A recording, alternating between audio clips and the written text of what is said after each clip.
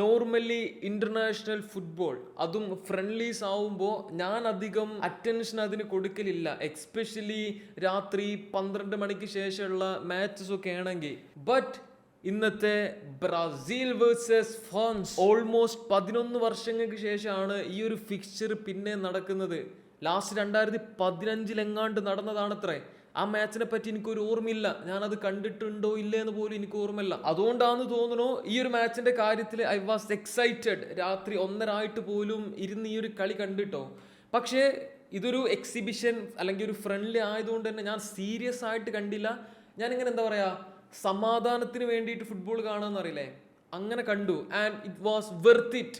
World കപ്പിന് മുന്നേ ഈ രണ്ട് ടീംസിനെയും വാലുവേറ്റ് ചെയ്യാനുള്ള ഫൈനൽ ഓപ്പർച്യൂണിറ്റി കൂടെയാണിത്. ഓക്കെ, ഇതേപോലത്തെ ഡിഫിക്കൽട്ട് ഫ്രണ്ട്ലീസ് അധികം ഒന്നും ഉണ്ടാവില്ലല്ലോ. ആദ്യം തന്നെ പറയേണ്ട ഒരു കാര്യം, ബ്രസീലിന്റെ ഡിഫൻസിന്റെ കാര്യത്തിൽ ഒരു അപ്ഗ്രേഡ് അങ്ങോട്ട് വരുന്നില്ല. എനിക്കറിയാം ഗബ്രിയേൽ സ്ക്വാഡിൽ ഇല്ലാത്തതുകൊണ്ടാണ് ആളില്ലാത്തത് എന്ന്. ബട്ട് സ്റ്റിൽ കുറെ വർഷമായി ഇപ്പോൾ ആ ഒരു 4 പ്ലേയേഴ്സും നമ്മൾ കാണുമ്പോൾ നമുക്കാണ് തോന്നണം എന്ത്, ഇവരുടെ കയ്യിൽ ആ ഒരു ഡിഫൻസ് സേഫ് ആണെന്ന് തോന്നണ്ടേ.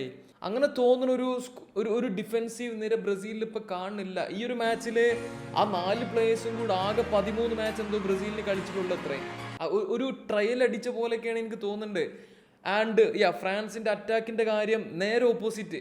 എവിടെ തിരിഞ്ഞാലും നല്ല പ്ലേയേഴ്സ്, ഓൽക്ക് മാത്രം അറ്റാക്കേഴ്സിനെ മാത്രം ഒരു 3-4 തവണ വരെയൊക്കെ ഗെയിമിൽ ചേഞ്ച് ചെയ്യുക. എന്നാലും ബെഞ്ചിലും റിസർവ്സിലും വിളിക്കാത്തതുമായിട്ടുള്ള പ്ലേയേഴ്സ് അവിടെ ഉണ്ട്. എനിവേ, കളി ഫ്രാൻസ് 2-1 ജയിച്ചു.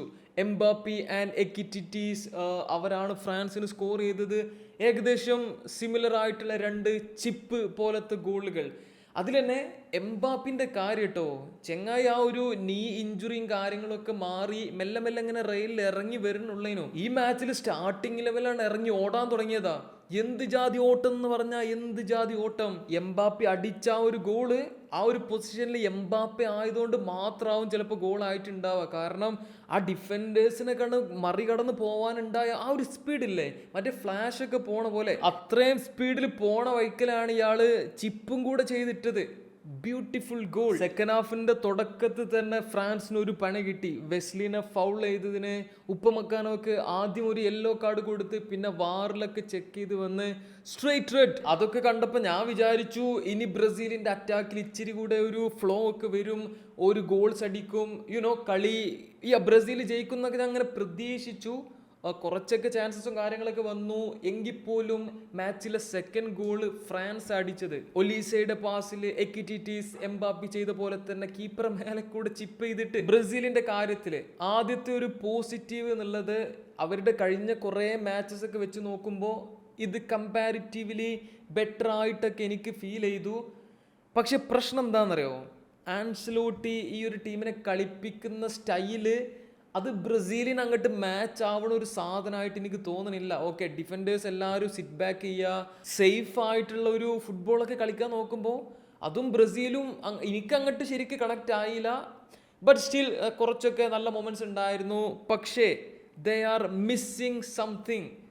എക്സ്പെഷ്യലി ആ ഒരു ഡിസിസീവ് ആയിട്ടുള്ള ഒരു പ്ലെയറോ അല്ലെങ്കിൽ ഡിസിസീവ് ആയിട്ടുള്ള മൊമെന്റ്സ് ഏറ്റെടുക്കാനും ചെയ്യാനും കഴിയുന്ന ഒരു സംഭവം, ഒരു ടാർഗറ്റ് ഒന്നും അവിടെ കാണുന്നില്ല. ആർക്കും ആ ഒരു ഡിസിസീവ് പ്ലെയർ ആവാനൊന്നും താല്പര്യമില്ലാത്ത പോലെ. ആ ഒരു ലെവലിൽ നിൽക്കേണ്ട റഫീനന്റെ പെർഫോമൻസ്, ഡിസിഷൻ മേക്കിംഗ് ഒക്കെ വളരെ പുവർ ആയിരുന്നു ഇന്ന്. വിനീഷ്യസ് ഒരു പരിധി വരെയൊക്കെ ട്രൈ ചെയ്തിട്ടുണ്ടായിരുന്നു. ആ ഒരു ലാസ്റ്റ് മിനിറ്റിലെ ചാൻസ്, വീക്ക് ഫുട്ട് ഉപയോഗിക്കടാ, അപ്പോഴും വലത്തേക്കാല് നീട്ടാൻ നിൽക്കുക. എന്തൊക്കെയാണേലും ഞാൻ ജസ്റ്റ് ഒരു കൺക്ലൂഷൻ തരാം. Okay, France they are good, okay, they are too good. and ബ്രസീലിന്റെ കേസിൽ കുറച്ച് കാര്യങ്ങൾ ഇനിയും റെഡിയാക്കാനുണ്ട്. ആ ഒരു കോമ്പറ്റീഷൻ വേൾഡ് കപ്പ് മുഴുവനായിട്ട് കൊണ്ടുപോകാൻ കഴിയും ഇവരെ കൊണ്ട് എന്ന് പറയണമെങ്കിൽ കുറച്ച് ഇമ്പോർട്ടൻറ്റ് കാര്യങ്ങളിൽ ആൻസലോട്ടി സൊല്യൂഷൻസ് കണ്ടെത്തണം. അതില്ലെങ്കിൽ പ്രീവിയസ് വേൾഡ് കപ്പിലെ പോലെ തന്നെ ഡിസപ്പോയിൻമെന്റ് ആവും ബ്രസീലിയൻ ഫാൻസിന് ഇത്തവണയും കിട്ടുക. ഞാൻ എൻ്റെ ഒരു ഒപ്പീനിയൻ പറഞ്ഞു എന്നുള്ളൂ. നിങ്ങളുടെ ഒപ്പീനിയനും കാര്യങ്ങളൊക്കെ കമൻറ്റ് ചെയ്യുക. ആൻഡ് വേൾഡ് കപ്പിൻ്റെ പ്ലേ ഓഫിലേക്കുള്ള മാച്ചസ് കുറേ നടന്നിട്ടുണ്ടായിരുന്നു. അതിൻ്റെ റിസൾട്ടും ഞാൻ ജസ്റ്റ് ഇവിടെ കൊടുക്കാം. അത്രക്കുള്ളൂ. Bye by.